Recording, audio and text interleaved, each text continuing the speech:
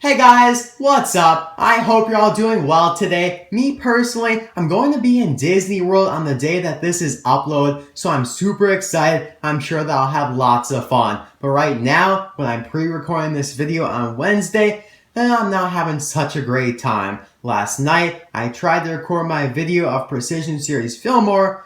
It failed tremendously because I couldn't get the screw off the base for the life of me. I tried every single tool that I could find, and it's pretty much impossible to get that out.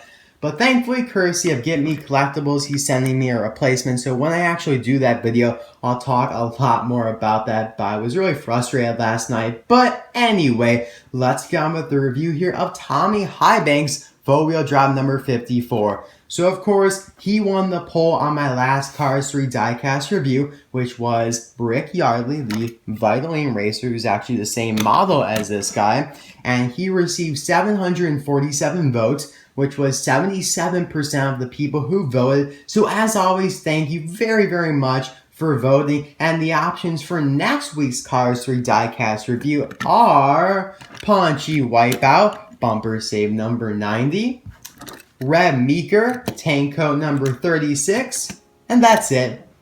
Wait, just kidding.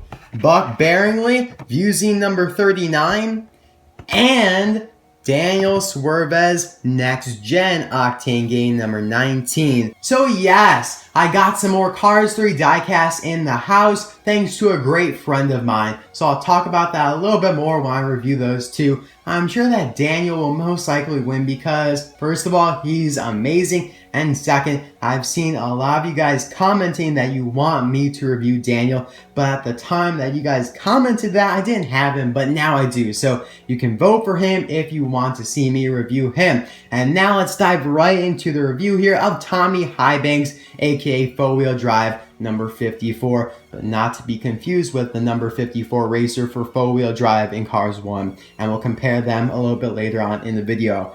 Now, his Cars 3 appearance is currently unknown. We haven't really seen him in any of the trailers, but we have seen the next generation Faux Wheel Drive racer, so most likely Tommy here will be replaced by that guy. I'll show a picture of the next gen version in the trailer. He is shown being passed by Lightning McQueen, so I'm pretty sure that's when McQueen kind of gets his act together and starts going after Storm successfully.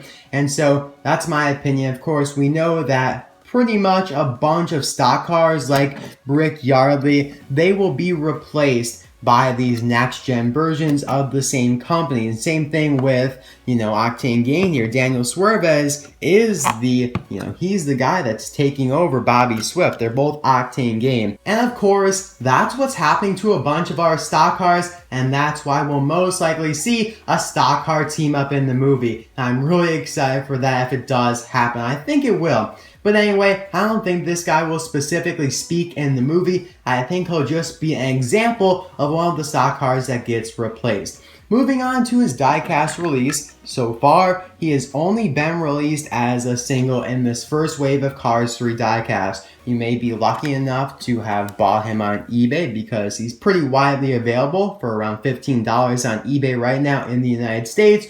Or maybe you're even luckier to have found him in a store like Kroger's, Hobbytown, Fry's, etc., etc. A bunch of really weird places have been getting them, and even Target, but that's a little bit more rare than Kroger. I checked my Kroger store today, the day that I'm recording this. No success, but I have these, so it's pretty much not a big deal. And now let's talk about him as a car because we're all done with his release and his appearance. He might be released again in the future, but right now we don't know that. So now moving back to the car, we can take a look at his decals, Faux Wheel Drive, dirt decals. So I'm a little bit unsure of what this company produces. I'm thinking that they're, fake, but very realistic dirt decals like they say. So like this, just kind of for decoration. So decorative dirt decals is my guess. If you guys have any idea, please let me know in the comment section below. Well, let's do a side-by-side comparison with Johnny Blamer, who's the Cars 1 Faux Wheel Drive racer, who ironically was one of the last Piston Cup racers released, whereas this one is one of the first for Cars 3. So kind of funny there. Of course, we have 54 there on his front grille, or toward the right of it there. The little triangles, kind of interesting. Now, one thing that's interesting about him, even more interesting than that, is that he doesn't have Lightyear on his fenders. Every other Piston car racer that we've gotten so far as a stock car does have that Lightyear over the fenders. And mine is not an Air.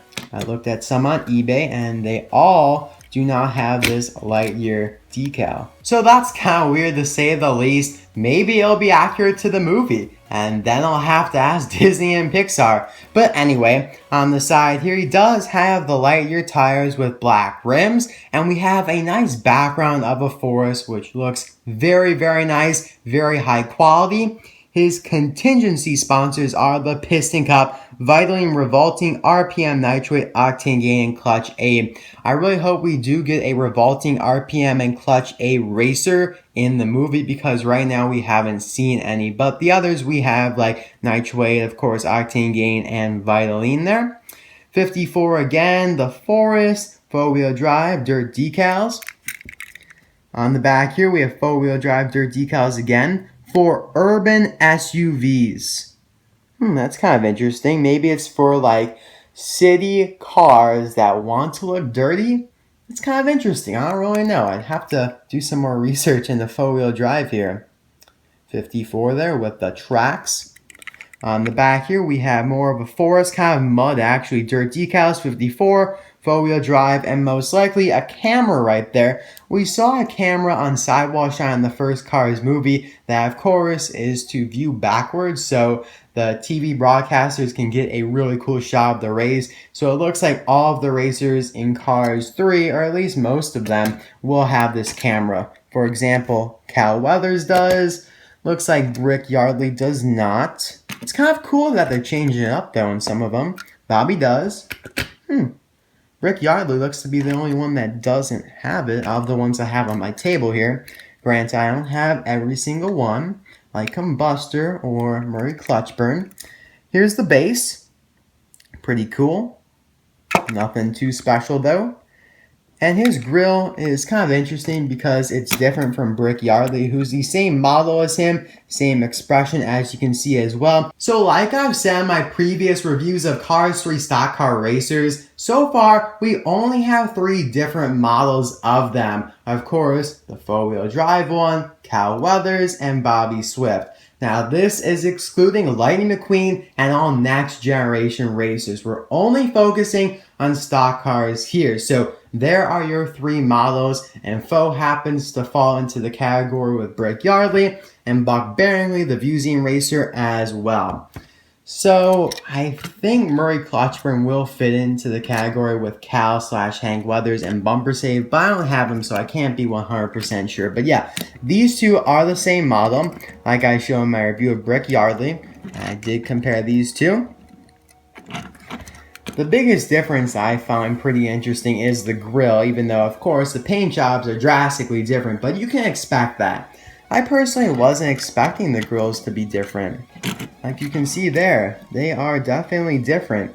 Whereas on Buck Bearingley, it looks to be matching Vuzian's, but man, that's terrible. You can't really see that. But when I review him, we'll definitely be comparing him to these ones here on the table. But you know, I just find that kind of interesting. But yeah, they are the same expression. So, you know, it's not a bad thing that they're the same. You can't expect that in NASCAR, and especially in a movie like this. In Cars 1, there were many repetitive models, and there were 3 as well, besides the main characters. But it looks like we'll have a lot more models because we also have the next gen racers thrown in there as well. Jackson Storm, Tim Treadless, who is the Nitrate next gen racer, and Danny are all different models, so I find that really cool. But now let's do one last comparison between him and the original four-wheel drive racer called Johnny Blamer. Man, how the times have changed. Wow, a great feeling of nostalgia when I compare piston car races from Cars 3 to Cars 1 counterparts. But you can see that forest there, of course. It looks a lot more cartoony and definitely more 2006-like. And now we have a much more realistic forest. And I like that. It makes sense for the general evolution of things. And I have to really applaud Disney and Pixar for doing that. Of course, you have the same slogan. The font looks to be a little bit different, but they're still selling dirt decals, whatever those might be. I like how they kept the roof design generally the same. The colors are drastically different. A lot less green and blue exchanged for a lot more yellow and kind of like darker colors. Whoop! Did not mean to do that. That's not good. Don't want to scrape them. The backs are similar. Ooh!